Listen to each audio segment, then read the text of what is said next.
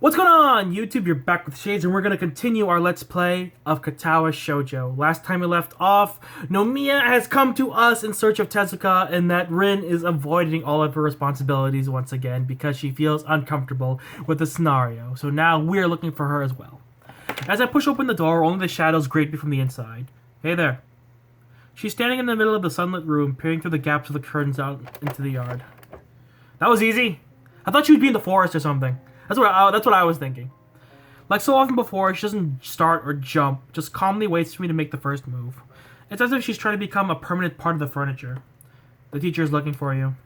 A blank look over her shoulder is all I get, accompanied by a cryptic non-expression on her face. Are you looking for me too? No, I already found you, didn't I? Did you? She furrows her brow, looking so puzzled that it makes me wonder if the question was asked in all seriousness. Maybe it was. Are you talking metaphorically now?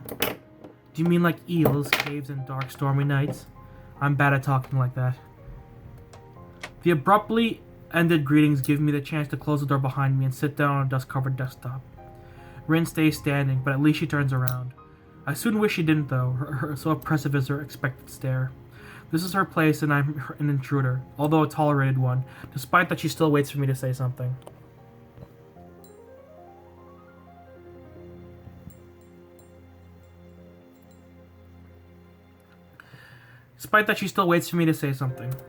If only I knew what. The silence presses me toward decisions. I came here without really thinking what I would do, apart from delivering Nomiya's short message in case Rin was here. She was, and now I don't know what else I want to say. What else should I say? I hover between my two options for a moment. Rin being troubled troubles me too. It is a surprising revelation, almost as big as realizing that she really is troubled was. Nothing I could do would probably help, and I might be partially to blame too. Does it mean I should wash my hands of her? I don't think so. So, what's wrong? Nothing. She starts to turn away again, as if trying to physically exit a conversation she doesn't want to have. Rin, stop trying to dodge me or I'll leave. Okay. Do you want me to leave? Are you still angry? It took us, or was it only me, 10 seconds to swamp the conversation into this. I wish we could erase the past, or failing that, forget about it. Not gonna happen, man! Be an adult and talk about your feelings! I've wished for that more than once in the last few months. Let's put that aside for the time being, alright? If you say so. I do. So, what's wrong? Sai and Nomiya were not too happy that you just ran off yesterday. You left them in quite a pinch, and I suppose the teachers want some kind of explanation. It seemed like you just threw out everything you had worked for, and I don't get why. Did I make a mistake? My reprimanding and her flat answer don't go so much against the usual expectations and presumed interactions that might just as well be somebody else talking. Neither of us is like what we used to be. The stiff, constricting feeling I get every time I look at Rin nowadays seems to be mirrored in her own behavior. I hate things that go irreparably wrong. Ever since February, I've hated them. What can I say? Her question is trailed by a compelling, quizzical stare that makes me sigh and frown. Conversations nobody wants to have are the worst. I don't know. I mean, it's not the end of the world, but it probably was pretty stupid. She responds with a sigh of her own, although hers is not nearly as heavy as mine was. I just couldn't do it. But why? What's wrong? A pause, a furrowed brow, a quiet voice. Let it be, he said. I don't really think I can explain it in a way that would make sense. Yeah, Rin doesn't want to have this conversation either, but maybe that's for the better. But how rare of her to admit that even she has some kind of limits. I've always thought Rin was all but ignorant of her tendency to get distracted, so much that she inadvertently obfuscates everything she says. You never explain anything in a way that would make sense. Nobody else has ever asked me to. I guess that's how it is. But I always wanted to make sense of you, to find out who you are. I still want to, can't you see? I know you can't, but I do. Is that why I keep this up? It pains you as much as it pains me. It's unlikely to be of any use either. We did things and said things that can't be undone. It's as if you and me being close to each other just hurts us both, but we still deliberately keep doing it. Isn't that silly? Even now, I can see how you force yourself to respond, even though you owe me nothing. Even if it's hard to talk about things like this. Why? Why is it that you paint? Because I don't know what else I could do. It's like this feeling that there is no choice, that it's the only possibility. Like when there are only watermelon-flavored popsicles left in the store, but you need to eat a popsicle. Her poor metaphor aside, she didn't really answer anything. If possible, this makes even less sense than not knowing. But if you don't want to paint, not like that. You had come to the school even though you probably didn't want to have a heart attack. She pauses, fretting as if in what she said didn't please her. At least you think you wouldn't. Her careful follow-up is followed and turned by another, shorter pause with another smaller frown. Would you like to have a heart attack? No, I wouldn't and didn't want to. But you're doing fine, aren't you? Or are you still sad about it? Rin's question makes me realize that I haven't really thought about my illness for weeks. Aside from chugging down my medication every day, there has been no need to concern myself with my broken heart, which I'm only thankful for, really. Getting to know new people, a new school, a new town, a new life. It has all caught me and made the past fade away. No, I guess even I can't dwell on the past indefinitely. See, even watermelon doesn't really taste bad if you have to eat it. Her half-nonsensical closure seems to put an end to the subject in Rin's mind, so I just nodded in uncertain confirmation. There are two kinds of silences, awkward ones that want you to break, and comfortable ones that you don't mind. The first kind is bad because it makes your thoughts go awry, like mine do now. Looking at Rin makes me feel bad. I don't want to feel like this. Looking at Rin makes me feel exhausted. I really tried my best. She tried too, I have no idea. But we ended up like this, and she ended up screwing up her exhibition opening. It feels like we are at a dead end. There's no direction to continue to. I reached out for her yesterday and thinking it would be the last time. She walked away. I want to be me. What the heck does that even mean? Rin, if anyone, is most definitely herself. I feel kind of relieved that I'm not the one to blame, but this is still a great spot in my mind. Why did she run away? And it didn't make sense yesterday. It doesn't make sense today. The things she said felt like they should make sense, but they don't, to me. You know about the thing you just said?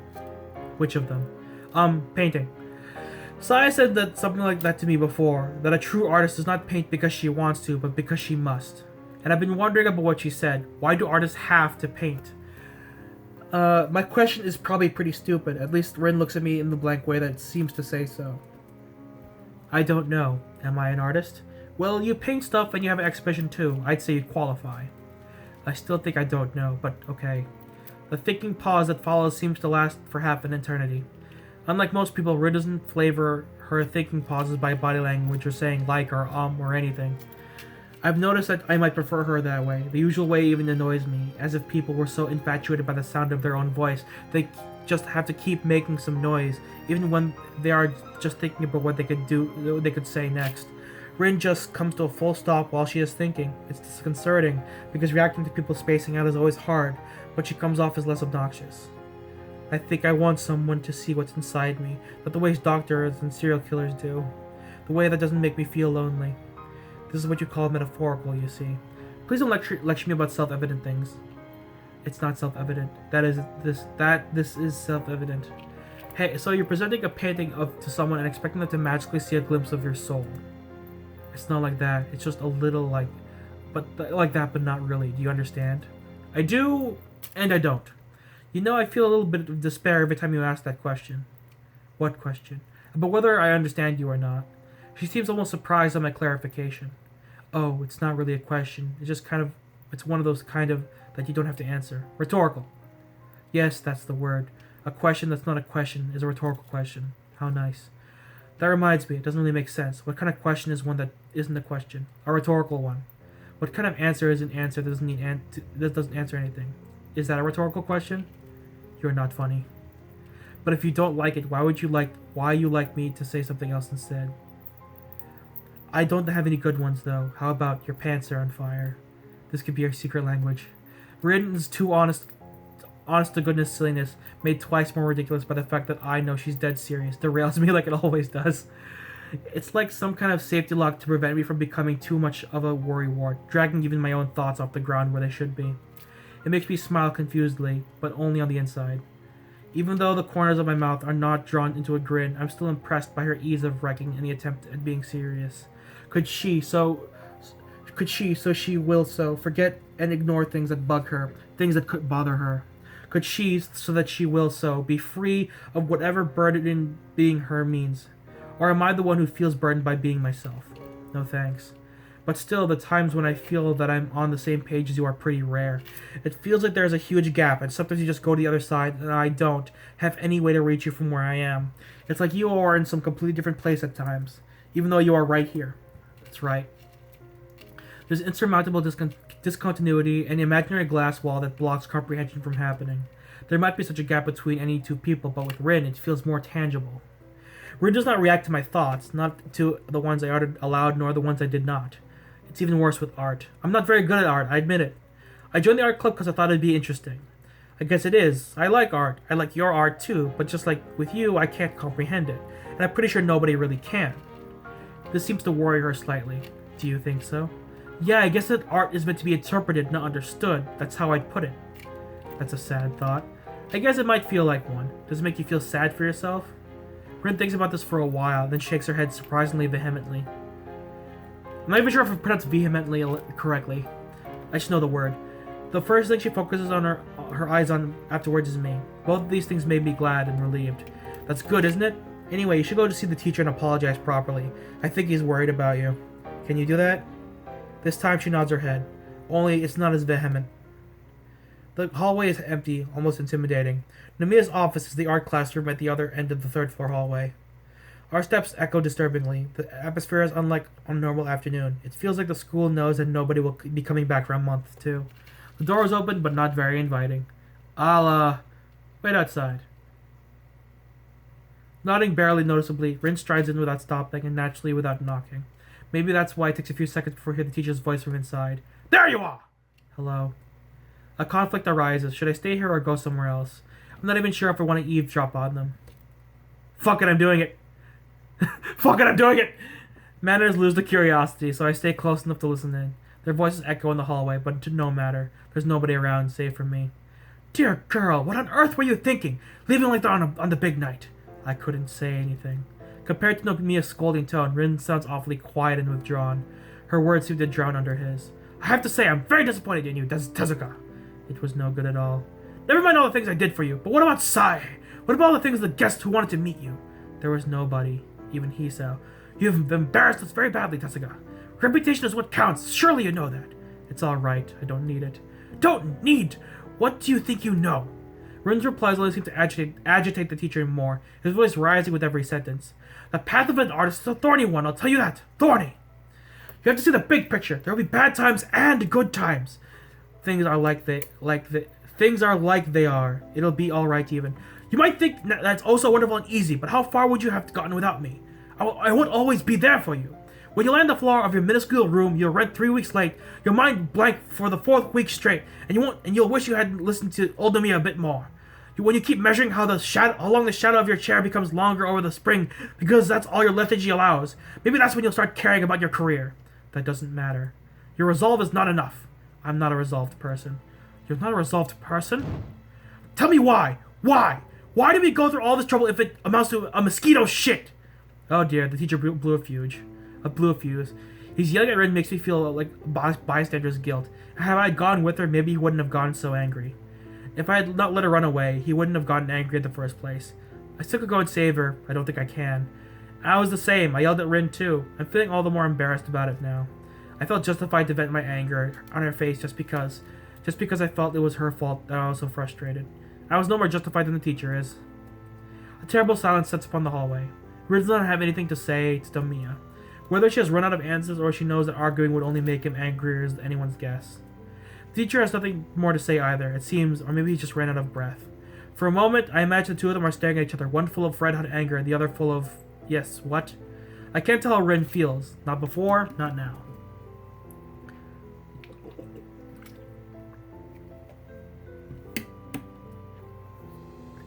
The teacher seems to expect Rin to say something too, but since she doesn't, he finally continues in a quieter but not less angry voice. What worth is there in doing so much work if the outcome is nothing? Rin still will not say anything.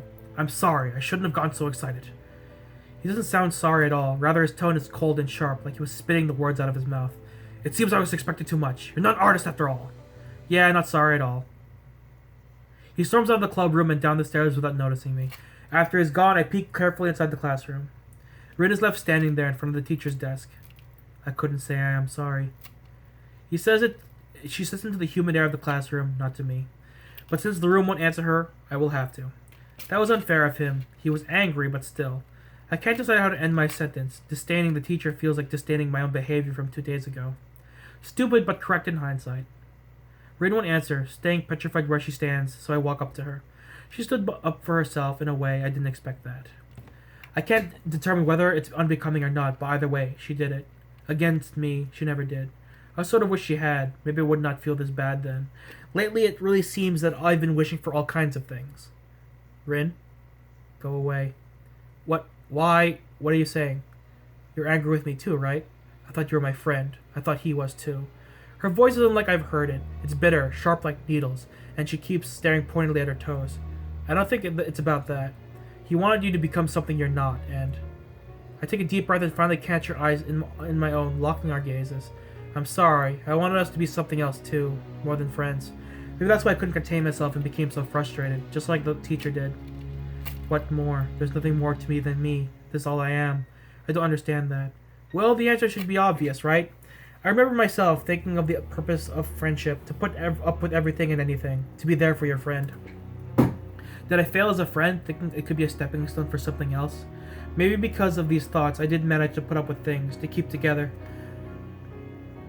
As outrageous as Rin is and was, I shouldn't have let myself get caught into that, especially when I started feeling the way I did towards her. Excuse me. So, did I fail? I don't think you failed necessarily.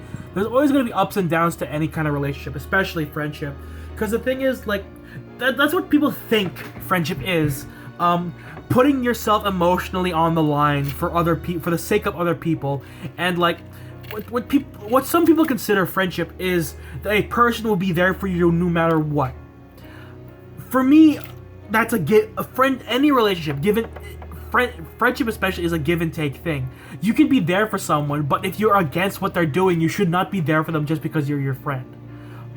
Like a true friend should be able to call you out no matter what you're doing. No matter how close you are, no matter how long you've known each other, it shouldn't matter. Like friendship is just that, friendship, and it'll stop there. But what people don't seem to understand is that like it's what, like when you like talk back to a friend, when you call them out for doing something stupid, it's, oh my god, you're my friend, you should be there for me. And I'm like, but in my mind, it shouldn't. Friendship should not be a you're with me or you're against me. It should not be that. It should be, I am your friend. I'm here because I like you, but I want you to be a better you than you are right now. I'm not here to be your yes man. I'm not here to be your wingman. I'm not here to be someone to put you on a pedestal and make and raise you up. I'm here as an individual who chose to bring you into my life, and I could easily let you out of that as well. That's what friendship is in my mind. Because it's so easy to cut someone off, even though it feels like it's the biggest choice of your life. It's not hard to cut someone off. But what's hard is calling someone out because you care about them and you don't want them to leave your life. That's why it's hard. But the thing is, if you really cared, you'd call them fucking out. That's what friendship means to me. I'm sorry, I got a little heated. That topic has been on my mind for the past, year. And, it's just one of those things where I'm just like, I'm just gonna move on. Anyway. That's what her eyes seem to ask. I'm sorry, Rin. I might not be able to be your friend. I don't think I'd ever be a good friend to you. I say these things because they are true, not because one of us would like to hear them. But there's something that must be said. The finality of my words creates a shaking silence for what could either of us add to that. Why? Why does all this happen? People are doing things I don't ask for, and I don't want to, and everyone keeps getting angry at me. I have no idea what's going on anymore, and I can't stop feeling like I want to run away from everything. Wow, do I know that real well. She shuts her eyes and breathes out deeply, calmly. When the eyelids open, all I can see is dark green desperation. I have no idea what's wrong with me. Her frenetic outburst stupefies me for a moment, and for a heartbeat we just gaze at each other's face. Seeing her confused eyes desperately looking for answers from mine only makes me sad because I know I have none. I don't know either. But you yourself said that things are not right or wrong. They just are. You either accept them, work to change them, or give up. It's not that I hate you or that Mia does. I just think that I'm the kind of person who gives up when he feels he can't go on. And if you hate this is how things are. I'm saying pretty cruel things, but I can't stop myself. The words keep rolling off my tongue with slow, hard certainty. I can see them hitting Rin's almost like physical blows, as the wetness gathers in the corners of her eyes, and they're still wide with the shock of rejection. As the tears start rolling down her pale cheeks, she does nothing to stop them. As they fall down on the floor one by one, she stands still, staring at me with a gaze full of hollow disbelief. But reality catches up. Rin slumps forward as she shoes deflating and buries her face deep in my shirt as she can. Rin is heavy and feather-light when I support her weight. She doesn't really sob or bawl, just leans against me, letting her tears burn through my shirt into the skin underneath. And I let her, bringing my hand around her shoulders as a clumsy hug that does no good to comfort her. I could feel Rin's vertebrae against my fingertips, like hard, jagged reminders of how messed up things are. Her slim shoulders quivering against my palm is a pitiable sight, and the hopelessness of being part of the cause for Rin's sadness keeps shredding my heart. To make a girl cry is the most despicable thing to do. No, I don't think so. Even Rin, especially Rin. Behind the veil of aloofness, Rin is just a human being too, just as confused and scared as any of us.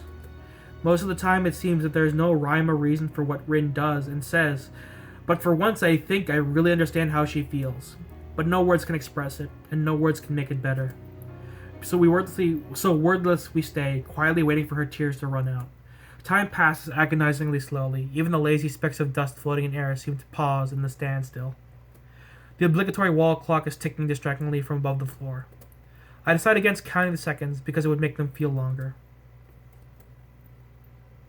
Eventually Rin stirs a little, still smothering herself against my chest, mutters into my shirt. "Let me be here for a while." "Please," he said. "Just give me a little while."